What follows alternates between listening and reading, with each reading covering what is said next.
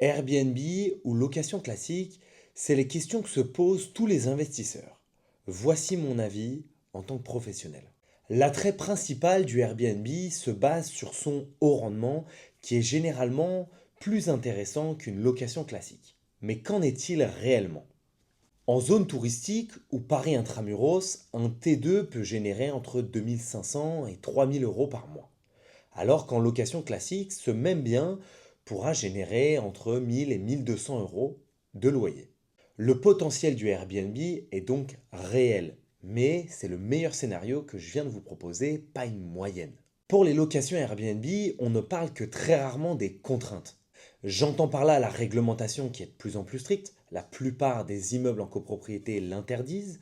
À Paris, la réglementation est passée à 90 nuitées par an pour une résidence principale et la plupart des résidences secondaires sont interdites au Airbnb sauf autorisation. Et quand je parle d'autorisation dans les résidences secondaires, on parle de là de changement d'usage. Et un autre point qu'il ne faut surtout pas oublier dans le Airbnb, c'est la gestion. Effectivement, il faut que tu gères tous les voyageurs, leurs appels parfois tardifs car ils ne trouvent pas les clés ou ne comprennent pas certaines choses, l'entretien beaucoup plus important que dans une location classique, dû au turnover et surtout les ménages qui doivent être faits entre chaque voyageur. Tu peux aussi faire appel à une conciergerie, mais généralement les frais sont assez élevés. On compte en moyenne 20% de tes loyers. En location courte durée, tu fais du yield management, c'est-à-dire une tarification en temps réel.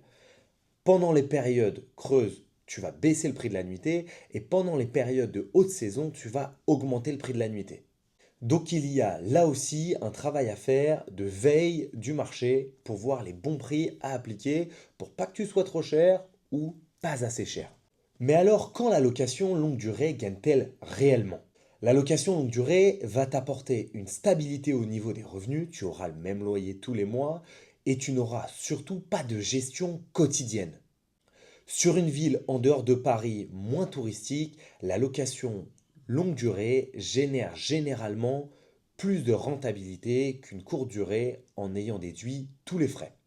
Les locations courte durée peuvent être une excellente option dans de bonnes conditions. Mais il faut bien garder à l'esprit que c'est un business et non un investissement passif. Est-ce que c'est ton profil et est-ce que tu es prêt à assumer toute la gestion? C'est la vraie question. Dis-moi ce que tu préfères en commentaire.